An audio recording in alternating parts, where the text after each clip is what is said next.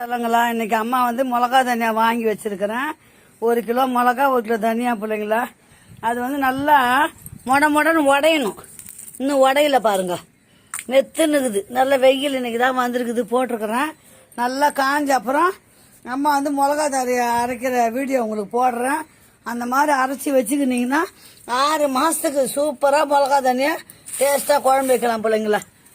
Okay, காயட்டும். அதுக்குள்ள என்னென்ன மசாலா இருக்குதுன்னு பார்க்கலாம், வாங்க போலாம். கோதுமை காய வச்சுக்கிறேன், மிளகா காயுது. வணக்கம் பிள்ளைங்களா. இன்னைக்கு வந்து அம்மா மிளகா தண்ணி அரைப்பது எப்படின்னு பசங்க கேட்டாங்க. எங்க வீட்டுல குழம்பு வந்து 6 மாசம் வச்சாலும் மிளகாத்தூள் கெடாது, அதுல வந்து பூச்சி வராது. அதனால நான் எப்படி அரைக்கிறேன்றத உங்களுக்கு சொல்றேன். தெரியாத பிள்ளைங்க கேட்டாங்க, சொல்றேன். நீங்களும் பார்த்து தெரிஞ்சவங்க எப்படி அரைப்பீங்கன்னு தெரியாது, நான் அரைக்கிற மாதிரி உங்களுக்கு சொல்றேன். வாங்க வீடியோக்குள்ள போகலாம். முதல்ல கடாயை நல்லா காய போட்டுடணும். நல்லா காயிட்டோம். வீட்டில் கருவேப்பிலை அப்பப்போ சமையலுக்கு வாங்கும் போது சில வீட்டில் வந்து கருவேப்பிலை மரம்லாம் இருக்கும் பிள்ளைங்களா. சில வீட்டில் இருக்காது. ஊர் பக்கம்லாம் இருக்கும், மெட்ராஸ் பக்கம்லாம் மரம் இருக்காது. அப்போ நாங்களாம் என்ன பண்ணுவோம், கருவேப்பிலை வாங்கும் போதெல்லாம் கொஞ்சம் கொஞ்சமா சேர்த்துருவோம். நல்லா அலசி காய வச்சு சேர்த்து வச்சிருவோம். அப்போ இந்த மிளகா தண்ணி அரைக்கும் போது வரும், எங்களுக்கு உதவியா இருக்கும். இந்த பாருங்க, அப்படிதான் அம்மா சேர்த்து வச்சு காய வச்ச கருவேப்பிலைய பாருங்க, ஒரு தட்டு புல்லா இருக்குது. இப்ப அம்மா வந்து மிளகா தனியா 1 கிலோ மிளகா, 1 கிலோ தனியா, அதுக்கு தேவையான பொருள்கள் சொல்றேன். பிள்ளைங்க ஞாபகம் வச்சுக்கோங்க. நான் தோரம்பருப்பு, கடலப்பருப்பு, அரிசி எல்லாம் போடுவாங்க. ஆனா அது வந்து அப்பப்போ குழம்பு வந்து கெட்டு போயிடும், வாசனை வந்துடும். நாங்க வந்து அப்படி யூஸ் பண்ண மாட்டோம்.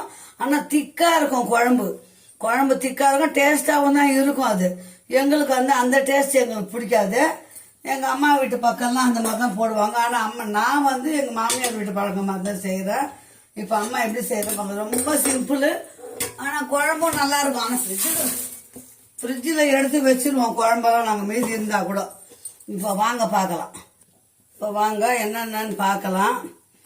அம்மா வந்து ஃபர்ஸ்ட் மிளகு, எல்லாத்துக்குமே 100 தான் வாங்குவேன்.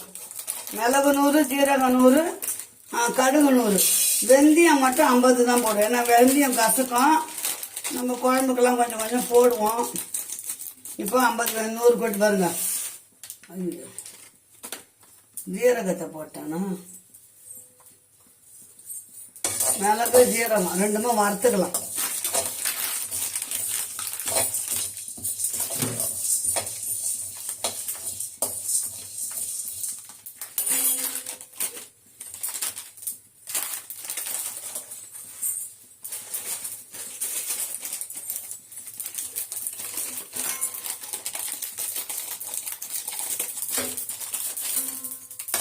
கொஞ்சம் கொஞ்சம் வறுத்தா போதும், ரொம்ப வறுக்க வேண்டாம். ஏன்னா ஒரு மாதிரி தீய வாசனை வந்துடும்.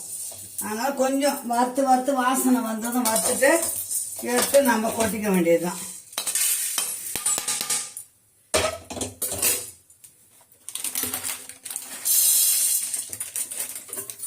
மிளகு 100, ஜீரகம் 100, கடுகு 100, வெந்தயம் 50, இவ்வளவுதான்.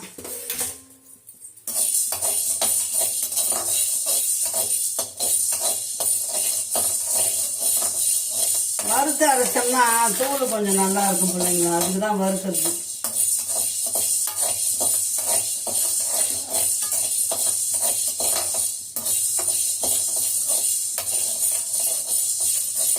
ரொம்ப சிம்பிள் தான். வாங்கி வறுத்துட்டு அப்படியே அரைக்க வேண்டியதுதான். அந்த கொம்பு மஞ்சள் சொல்லுவாங்க பாத்தீங்களா, வீட்டு மஞ்சள், அது ஒரு 50 வாங்கி இடிச்சு கொஞ்சம் வெயில்ல காய போட்டுருங்க, மிளகா தண்ணி காய வைக்கும் போது. அப்போ என்ன பண்ணணும், அது கூட மிக்சியில் போட்டோம்னா தூள் வந்து இன்னும் கலர்ஃபுல்லா இருக்கும். புரியுதுங்களா, இன்னும் வந்து கலரா இருக்கும் தூள். நான் கொஞ்சம் கொஞ்சமா தான் வறுக்கிறேன், ஏன்னா கடாய் டக்கு சூடு ஏறிடும். இது எல்லாமே பாக்கெட் பண்ணி தான் விற்கும் இங்க எங்க ஊர்ல.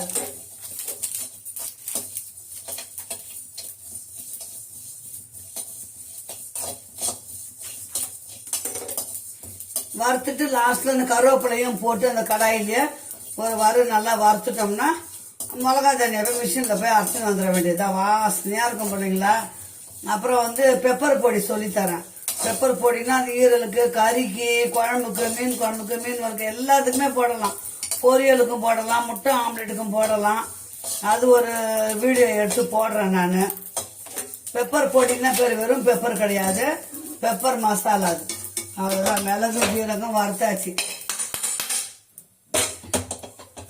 கடாய் வச்சு பாருங்க. இப்போ மிளகும் சீரகமும் வறுத்துருக்குறோம். அப்படியே ஆற வைக்கணும். 100 மிளகு 100 சீரகம்.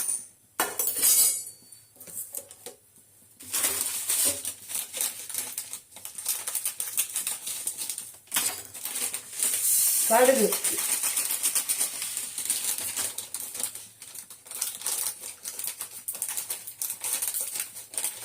இவன் கடுகுல 2 உளுத்தம் பருப்பை கலந்து விற்கிறான் கடைக்காரன். நானும் கவனிக்கல, அப்படியே வாங்கி வந்துட்டேன். என்ன பண்ணுறது, இந்த ஒரு நாட்டி திரும்பி ஓட முடியாது அவங்கள்ட்ட தூக்கி. நீங்கள் வெறும் மிளகு மட்டும், அந்த கடுகு மட்டும் போடுங்க. கடுகு வறுக்குற பாருங்க. ஒவ்வொரு பொடி சமையல் செஞ்சு ஃப்ரீயாக இருக்கும்போது ஒரு பொடி ரசப்பொடி, சாம்பார் பொடி, பெப்பர் பொடி, அப்புறம் பொரியலுக்கு போடுற பொடிங்க, இட்லி பொடி, இதெல்லாம் நம்ம பண்ணி வச்சுட்டோம்னா நமக்கு ஈஸியாக இருக்கும். டக்கு டக்குன்னு செய்யறதுக்கும் ஈஸியாக இருக்கும். இந்த வறுத்து ஆற வச்சுன்னா மிளகா தண்ணி காயுது. சாயங்காலமாக போய் மிஷினுக்கு போய் தூளை அரைச்சின்னு வந்துடுவேன். தூள் இல்லாத ரொம்ப கஷ்டம் பிடிக்கல. மிளகாத்தூள் மட்டும் வீட்டில் இருக்கணும் எப்போவுமே. கடுகு வறுத்தாச்சு. அடுத்தது 50 தான் போடுறேன்.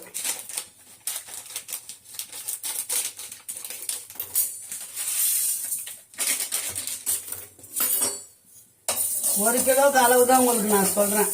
கம்மியா போட்டீங்கன்னா கம்மி பண்ணிக்கோங்க, ஜாஸ்தியா போட்டீங்கன்னா அதுக்கு ஜாஸ்தி போட்டுங்க. நான் 1 கிலோக்கு எல்லாமே 100 வெந்தயம் மட்டும் கொஞ்சம் கசப்பு தன்மை அதிகம், அதனால 50 தான் போடுறேன். வெறும் கருவேப்பிலை கூட நான் பவுடர் பண்ணி வச்சுப்பேன்.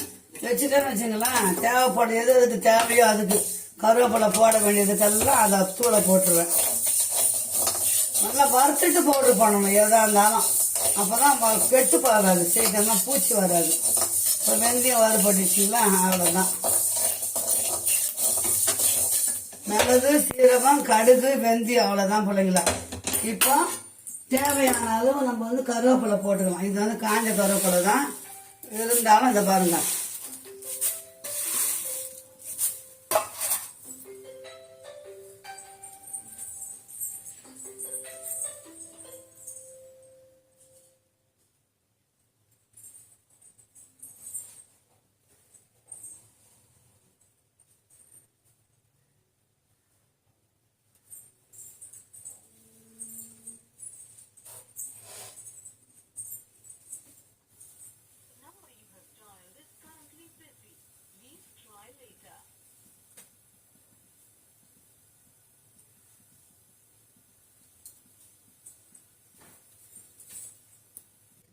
கருவேப்பிலை நல்லா 2 புடி போட்டேன், புரியுதுங்களா? கருவேப்பிலை நமக்கு எவ்வளோ போட்டாலும் இது கிடையாது, நல்லா இருக்கும், டேஸ்டாக தான் இருக்கும், வாசனையாக இருக்கும் தூள். இன்னும் வந்து ரசப்பொடிக்கெலாம் கருவேப்பிலை தேவைப்படும், அது சேர்த்து வைக்கணும். நான் ஒவ்வொரு பொடியாக செய்யும்போது போடுறேன் பிள்ளைங்களா, அவ்வளோதான். பார்த்தீங்களா, மிளகா தனியா மேலே காயுது. மிளகு, சீரகம், கடுகு, வெந்தயம் வறுத்தாச்சு. கருவேப்பிலை இதில் இருக்குது. சூடு ஆறின பிறகு மிஷினில் போய் அரைச்சிட்டு வந்து வச்சிருவேன். அவ்வளோதான் மிளகா பொடி வீடியோ. இதை பார்த்து தெரிஞ்சுக்கோங்க பிள்ளைங்களா. Okay bye. மீண்டும் ஒரு நல்ல வீடியோ சந்திக்கலாம். பாய் செல்லங்களா. இதோ பிள்ளைங்களா, மிஷினுக்கு கிளம்பிட்டாம்மா. மிளகா தனியாக கவரில் கொட்டிட்டேன். அப்புறம் அப்படியே இது பாருங்கள், மிளகு, சீரகம், கடுகு, வெந்தயம் எல்லாம் வறுத்தது பக்கெட்டில் போட்டுக்கினேன். மிஷினுக்கு போயிட்டு வந்துட்டு தூள் அரைச்சிட்டு வந்து எவ்வளோ தூள் இருக்குதுன்னு காட்டுறேன் பாருங்கள். வாங்க மிஷினுக்கு போயிட்டு வரலாம். மிளகா தனியா இப்படி எடுக்கலாமா? மூஞ்ச மூஞ்ச இருக்காங்க.